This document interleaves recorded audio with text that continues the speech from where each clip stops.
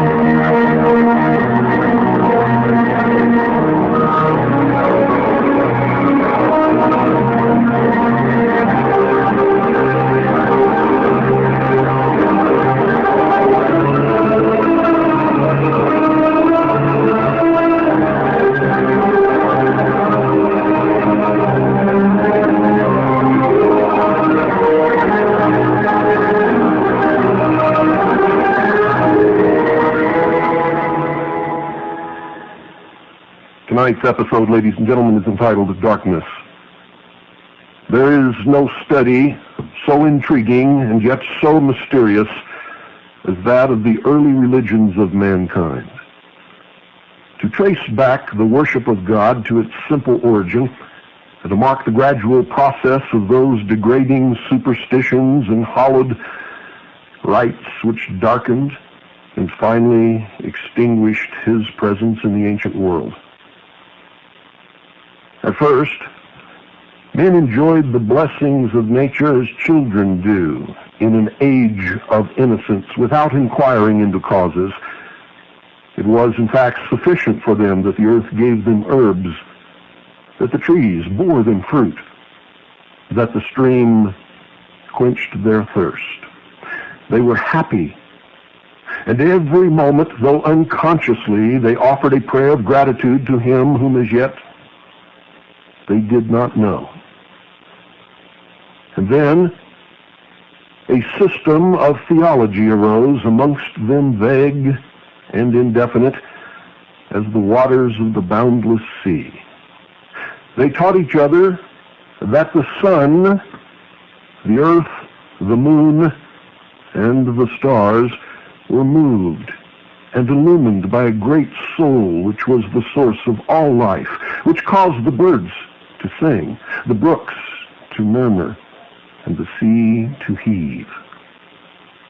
It was a sacred fire which shone in the firmament, and in mighty flames it was a strange being which animated the souls of men, and which, when the bodies died, returned unto itself again. Ancient man silently adored this great soul in the beginning and spoke of him with reverence, and sometimes they raised their eyes timidly to his glittering dwelling place on high. And soon they learned to pray. When those whom they loved lay dying, they uttered wild lamentations and flung their arms despairingly toward the mysterious soul. For in times of trouble, the human mind, so imbecile, so helpless, always clings back to something that is much stronger than itself. As yet, in that time, they worshipped only the sun, the moon, and the stars. And not as gods, but as visions of that divine essence which alone ruled and pervaded the earth, the sky, and the sea. They adored him kneeling with their hands clasped and their eyes raised. They offered him no sacrifices. They built him no temples. You see, they were content to offer him their hearts, which were full of awe, in his own temple, which was full of the grandeur of nature.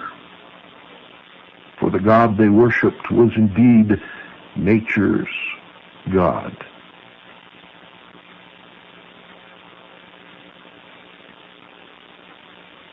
And it is said by some that there are yet some barbarous islands where men have no churches nor ceremonies, and where they still worship God, reflected in the work of his uncountable hands, and the mystery and the balance and the perfection of nature. But you see, they were not long content with this simple service. There were those amongst them who learned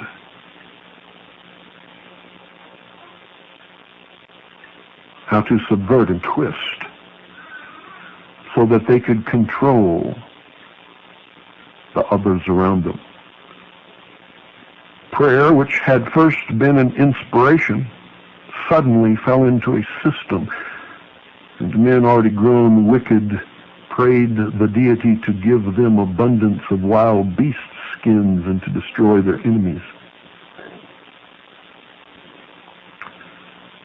They ascended eminences, mountain tops, and they built towers as if hoping that thus, their being near God, he would prefer their prayers to those of their rivals. And those who controlled those eminences became powerful. And such is the origin of that superstitious reverence for high places, which was universal throughout the whole, the entire heathen world.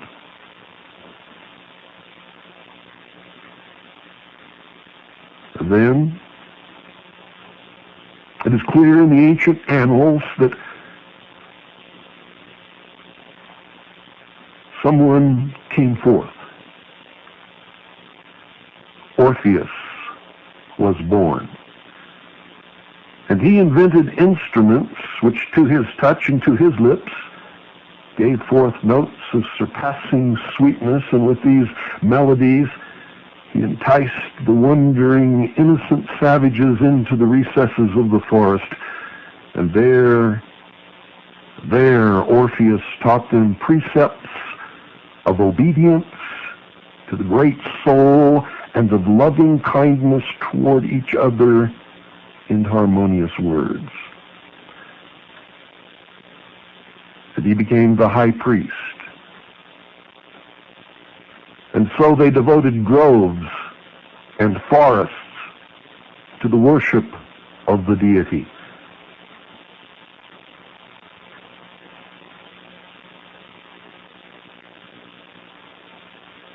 There were men who had watched Orpheus and who had seen and envied his power over the herd who surrounded him. For even then there were sheeple. They resolved to imitate him, and having studied these barbarians, they banded together and called themselves their priests.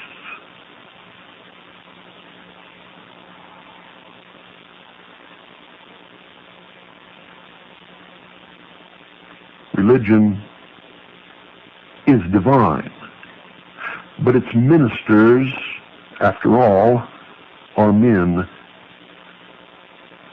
The idea from the beginning that imperfect men could rule imperfect men is flawed. For alas, sometimes they are demons with the faces and wings of angels. You see, the simplicity of men and the cunning of their priests has destroyed or corrupted all the religions of the world, bar none. For these priests, ladies and gentlemen, taught the people to sacrifice the choicest herbs and flowers. They taught them formulas of prayer and bade them make so many obeisances to the sun and to worship those flowers which opened their leaves when he rose and which closed them as he set. For that great ball of fire that makes its way from dawn to dusk across the sky was seen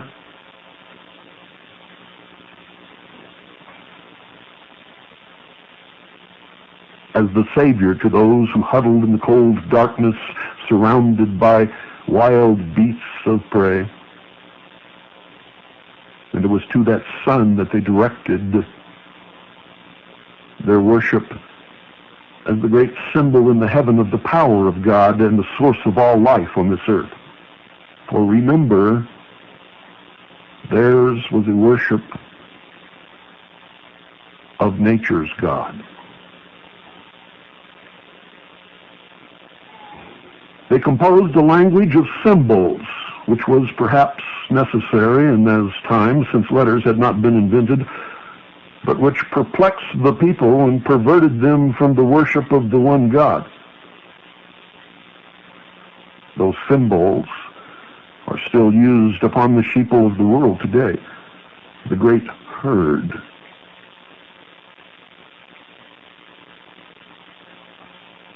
Thus, the sun represented the great doctrine of this religion. The moon represented the church, reflecting the pure light of the sun. And the sun and the moon were worshipped as emblems of God. And fire, by the philosophers of fire, as an emblem of the sun. Water, as an emblem of the moon, which by faith reflected the pure light of its master. The serpent represented the full body of the priesthood, the initiates, was to be worshipped as an emblem of wisdom and eternal youth, since it renews its skin every year. Thus, it periodically casts off all symptoms of old age and begins anew. Reborn, if you will. And the bull, the most vigorous of animals and whose horns resembled those of the crescent moon, was also worshipped.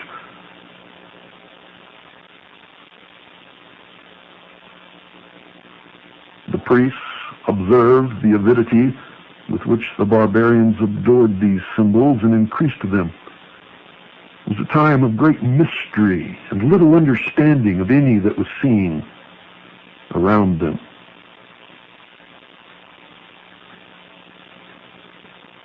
To ancient man, the sun was seen to die, and darkness descended around them.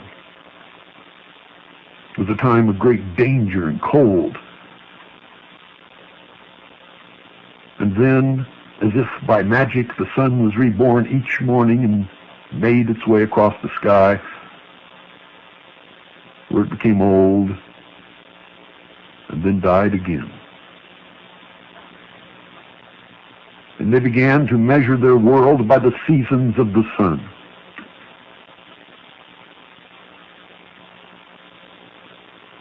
And their religion reflected all of this.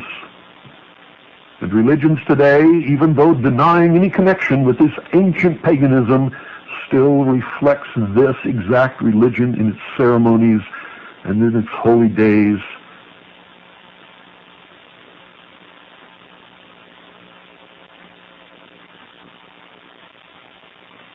even to the layout of its churches.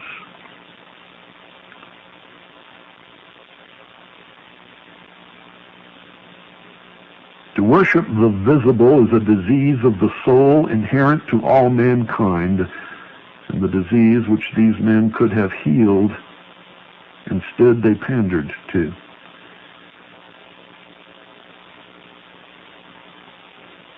It is true that the first generation of men might have looked upon these merely as the empty symbols of a divine being, but it is also certain that in time the vulgar forgot the God in the emblem and worshipped that which their fathers had only honored, and therefore the symbol became the God.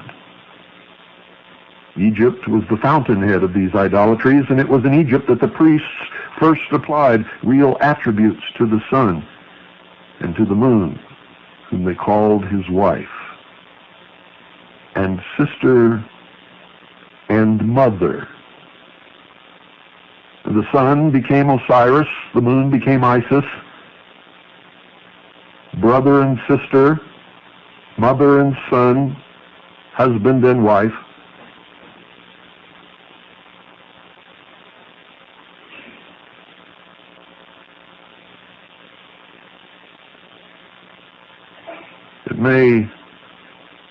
It may perhaps, for those of you who have not heard it, maybe have not been listening to this broadcast for a great period of time, it may perhaps interest you to listen to the very first fable of the world.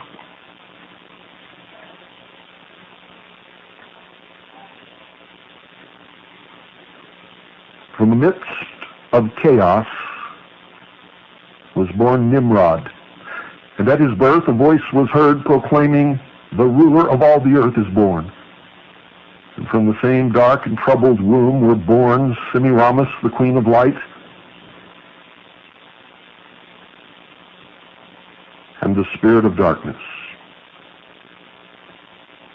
This Nimrod traveled over the whole world and civilized its inhabitants and taught them the art of agriculture. And his wife, Semiramis, built the first fortified cities and walls. But on his return, the jealous darkness laid a stratagem for him, and in the midst of a banquet had him slain. He was nailed down in his prison, which cast into the river, floated into the sea, which even in that ancient time was never mentioned, but with marks of detestation. And when Semiramis learned these sad news, she cut off a lock of her hair and put it on her mourning robes and wandered through the whole country in search of the dead body of her husband.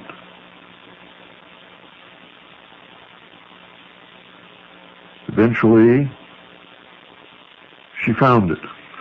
By casting a magic spell,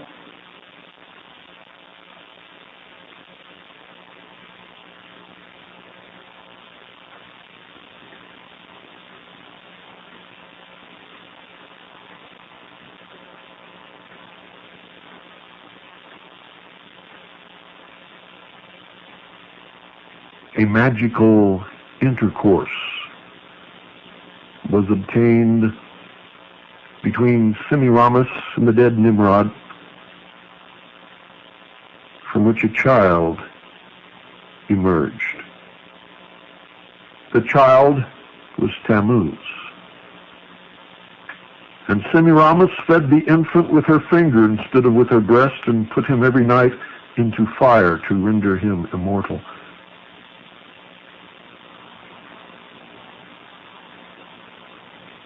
And now, let me read you a later story of the same myth, only with different names.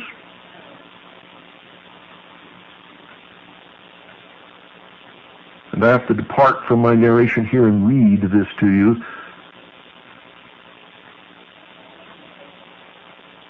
From the midst of chaos was born Osiris. And at his birth a voice was heard proclaiming, "The ruler of all the earth is born." And from the same dark and troubled womb were born Isis, the queen of light, and Typhon, the spirit of darkness.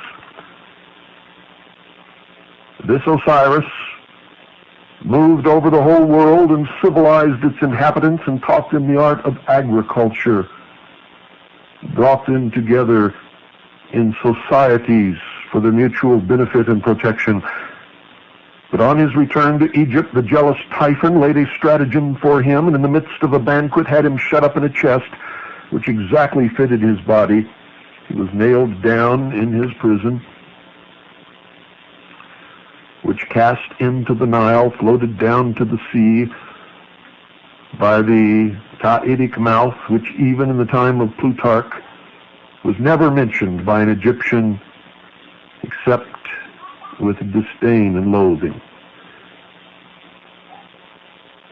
When Isis heard the news, she cut off a lock of her hair and put on her mourning robes and wandered through the whole country in search of the chest which contained the dead body of her husband.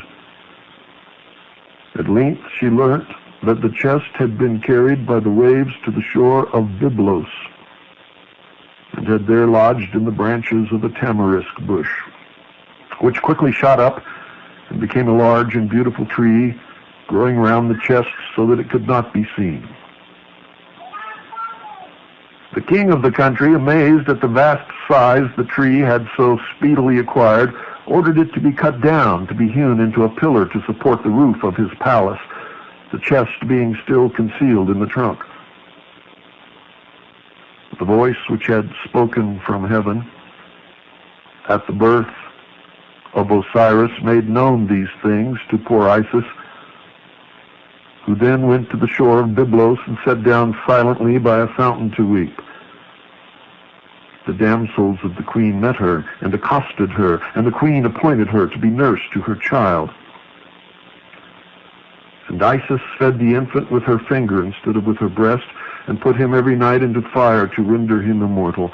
While transforming herself into a swallow, she hovered around the pillar which was her husband's tomb, and bemoaned her unhappy fate.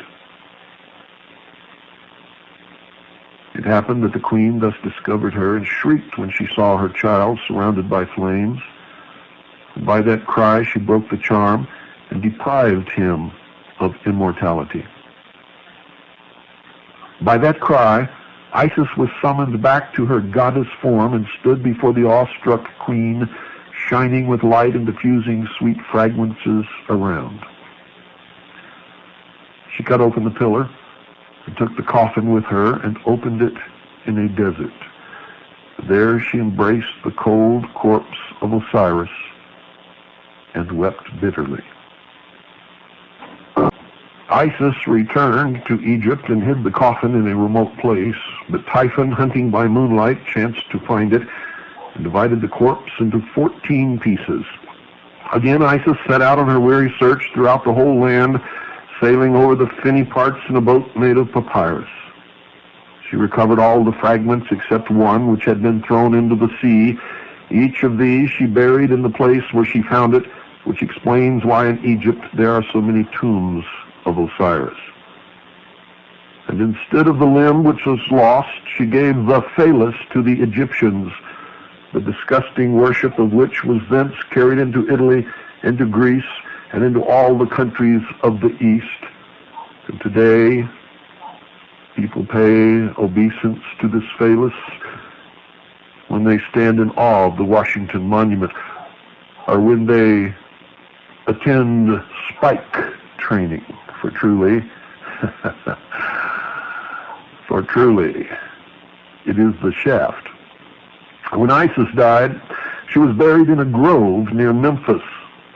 Over her grave was raised a statue covered from head to foot with a black veil, and underneath was engraved these divine words, quote, "I am all that has been, that is, that shall be, and none among mortals has yet dared to raise my veil," end quote. Beneath this veil, ladies and gentlemen, are concealed all the mysteries and learning of the past. A young scholar, his fingers covered with the dust of venerable folios, his eyes weary and reddened by nightly toil, will now attempt to lift a corner of this mysterious and sacred covering. The folios are the old books that I have discovered in used bookstores across the country and around the world. And truly, in some of those dark and dim corners and shelves that have never been touched, I have been literally covered with the dust of years that has settled upon these ancient volumes. Those that I could afford have found their way into my library, where they still serve today.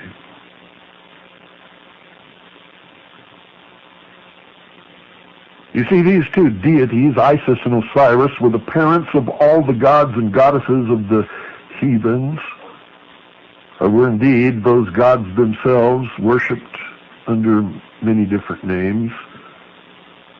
Nimrod, Semiramis, Isis, Osiris, Diana, and Dionysus.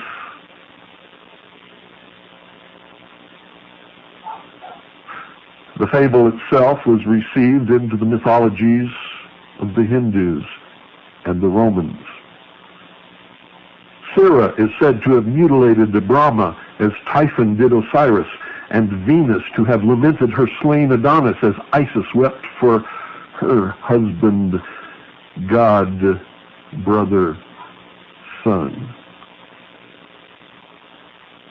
And as yet, the sun and moon alone were worshipped under these two names. And as we have seen, besides these twin beneficial spirits, men who had begun to recognize sin in their hearts had created an evil one who struggled with the power of light and fought with them for the souls of men. I must tell you that in my studies I find that it has been natural through all history for man to fabricate something that is worse than himself rather than take the responsibility upon his own shoulders. And even in the theology of the American Indians, which is the purest of the modern world, there is found a Mahitu, or dark spirit.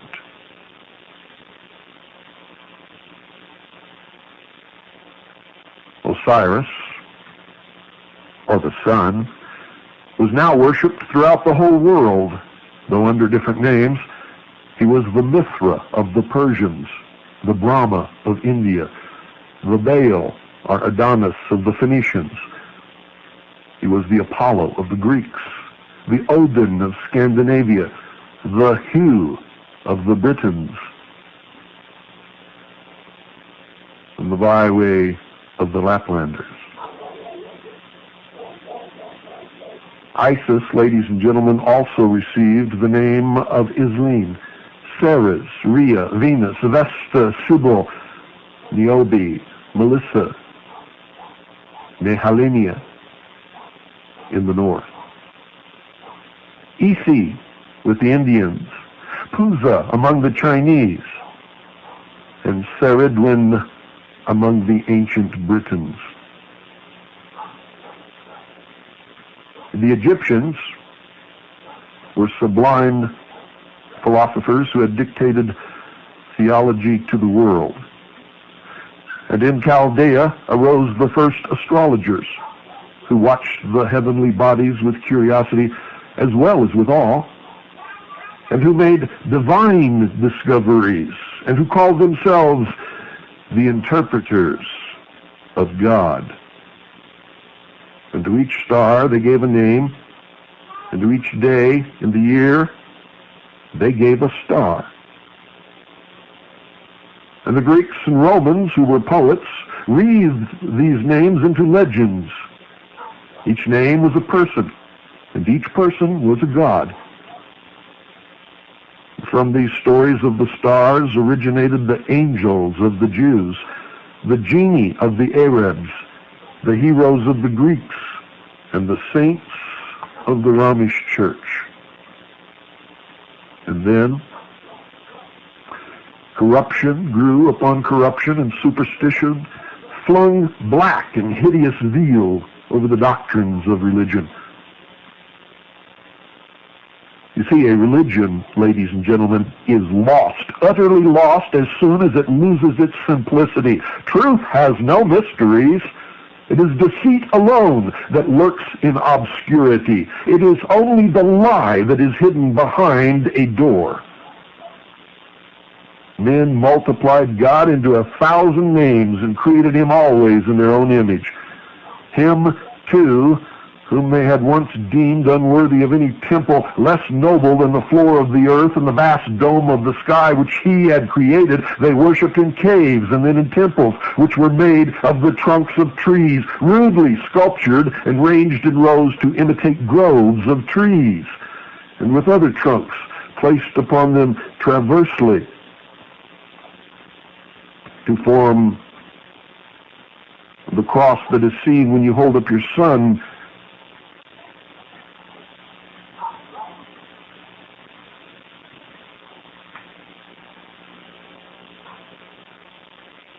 behind some obstacle. They streak across the sky. These were the first buildings of worship erected by man from no reverence for the deity, for God, but only to display that which they conceived to be a stupendous effort in art, and to display their knowledge and power so as to more adequately rule and subjugate the herd, the sheeple, the profane humanity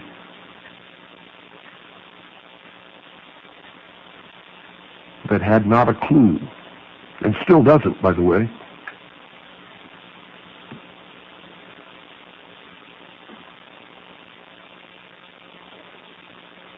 It may be necessary to remind some of you that a superior being, God, if you will, must view the elegant temples of the Romans, the gorgeous pagodas of India, and the Gothic cathedrals of the Western world with feelings similar to those with which we might contemplate the rude efforts of the early heathens, or a hill of ants,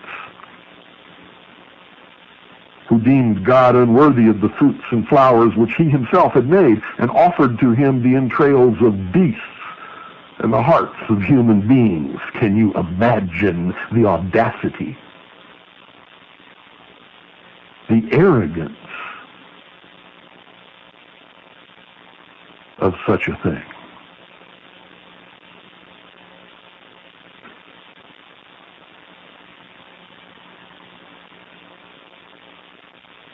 We can compare, ladies and gentlemen, an ancient and fallen religion to the ship of the Argonauts, which the Greeks, desiring to preserve to posterity, repairing in so many different ways, that at length there did not remain a fragment of the original vessel which had borne to Colchis, the conqueror of the Golden Fleece. So let's pass over a lapse of many, many years, centuries, if you will, and then contemplate the condition of the nations in whom religion had been first born. We find the Egyptians adoring the most common of plants, the most contemptible of beasts, the most hideous of reptiles. The solemnity and pomp of their absurd ceremonies held them up to the ridicule of the whole wide world. Clemens of Alexandria describes one of their temples thusly, quote, "The walls shine with gold and silver and with amber and sparkle with the gems of India and Ethiopia, and the recesses are concealed by splendid curtains. But if you enter the penetralia and inquire for the image of God for whose sake the fane was built, one of the pastophori or some other attendant from the temple approaches with a solemn and mysterious face, and putting aside the veil, suffers you to obtain a glimpse of the divinity. And there, upon an altar, you behold a snake, or a crocodile, or a cat, or some other beast, a fitter inhabitant of a cavern or bog than of a temple, or a giant penis, the phallus of Osiris, which Isis had substituted upon the altar of Egypt. The priests of Egypt were always impostors, but once so celebrated had degenerated into a race of jugglers, a circus, if you will. Also, the Chaldeans lived upon the fame of their fathers and upon their own base trickeries. No one was honest anymore. No one could point to God. No one understood that all the symbols of the universe and in nature represented the power of an unseen God that the first men worshipped. The Brahmins or Brahmins, whose priests of India once so virtuous and celebrated as being so wise, they too had fallen. Once they had forbidden the shedding of so much as an insect's blood. One day in the year alone, at the feast of Jagam, they were authorized to sacrifice the flesh of a beast, and from this many had refrained from attending, unable to conquer their feelings of abhorrence. But now, they had learnt from the fierce Scythians and from the Phoenicians who traded on their coast to sacrifice the wife upon her husband's pair to appease the gentle Brahma with the blood of men, and that ceremony continues to this day. The angels who had presided over them became savage demons who scourged them on to cruel penances, even to lifetimes of suffering and famine. And in the sacred groves where once the Brahmin fathers had taught their precepts of love, men emaciated, careworn, even dying, wandered sadly, waiting for death as tortured prisoners wait for their liberty. But worse still, these wicked priests sought through the land for the most beautiful young women and trained them to dance in the temples and to entice the devotees to their arms with lustful attitudes and languishing looks, and with their voices which mingled harmoniously with the golden bells suspended on their feet. They became prostitutes for the priesthood. They sang hymns to the gods in public and in private, enriched the treasuries of the pagoda with their infamous earnings. And thus a pure, very simple religion was debased by the avarice and lewdness of its priests, till the temples became a den of thieves. So prostitution sat enthroned upon the altars of the gods, and today it continues, although prostitution in a different way. Most religious meetings today are spiritual consumerism. It begins with the problem, and when the hour is over, the problem has been solved, and the coffers of the priest, the minister, have been filled in the process. Greece and Rome, buried in sloth and luxury, did not escape the general contamination.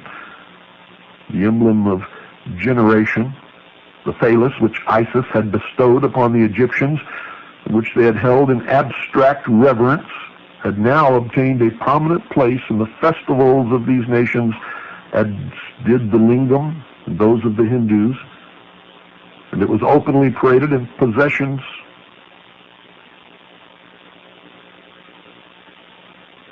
for guests in the home, and processions in the streets. It was worn by Roman nations in bracelets upon their arms. It adorns our nation's capital as the Washington Monument and stands mocking us in Dealey Plaza in Dallas, Texas. The sacred festivals and mysteries which they had received from the Egyptians and for which the women had been wont to prepare themselves by continence and the men by fasting were now mere vehicles for all the depravities and deceptions of the very lowest kind. Men were permitted to join the women in their worship of Bacchus or Adonis, of the Bona Dea, and even of Priapus. And so dissolute did the Dionysia become, ladies and gentlemen, that the civil powers were compelled, yea, forced to interfere with those of religion, and the Bacchanalia were abolished by a decree of the Roman Senate. But it was too late, for Rome's fate had been sealed. And the Jews, the chosen people of God, had not their religion changed?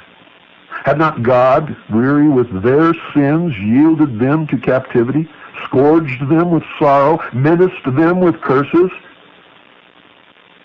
And isn't the state of Israel more a secular state than a religious state today, despite the claims of Zionism?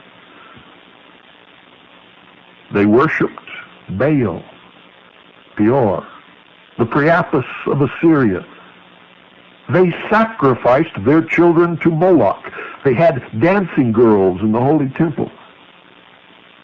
This corruption spared no race, no people, no religion, and no one can point to any other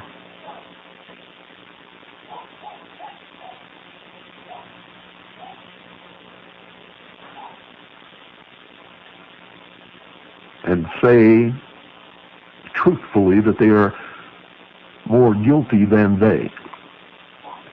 For all are guilty. All people, all religions, all nations, all over this world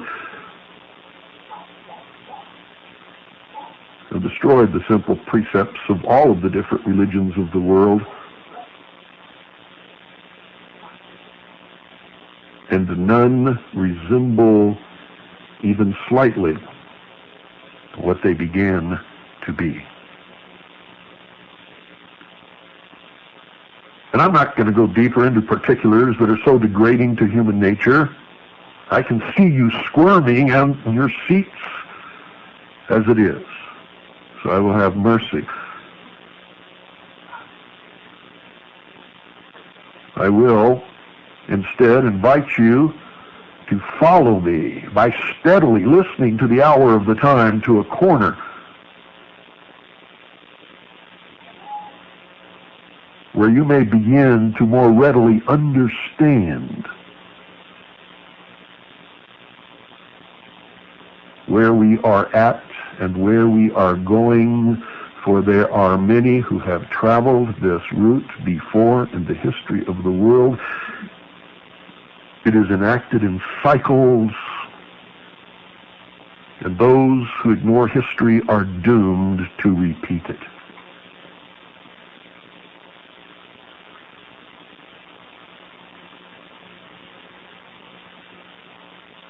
There is a place in the world where, at least for many ages, religion was preserved in its pristine purity, and whose priests, through a barbarous soldiery, were received as martyrs,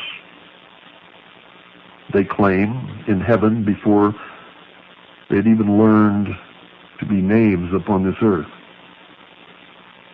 It was an isolated spot unknown to the world in the earlier ages of vice.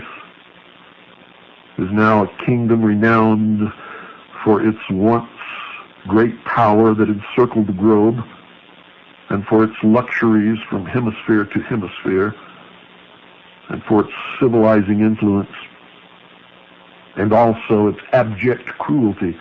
It was encircled by the blue waters of the German and Atlantic seas and abounded in the choicest gifts of nature. It was called the White Island, from the cliffs which still frown so coldly upon Gaul, and the land of green hills from its verdant mountains. There was a song during World War II called The White Cliffs of Dover. In subsequent broadcasts, and they may not be coming soon, I will take you to that land, and I will show you its priests in their white robes, and its warriors in the blue paint of war, and its virgins with their long and glossy yellow hair. And I will tell you the truth of the ancient religion of Britain, and it has absolutely nothing to do with any lost tribe of Israel.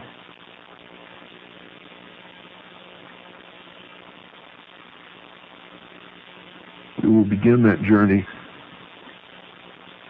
some propitious evening, where I will lead you back into the past and relate to you why this land was called Albion and why Britain. Good night, ladies and gentlemen, and God bless each and every single one of you.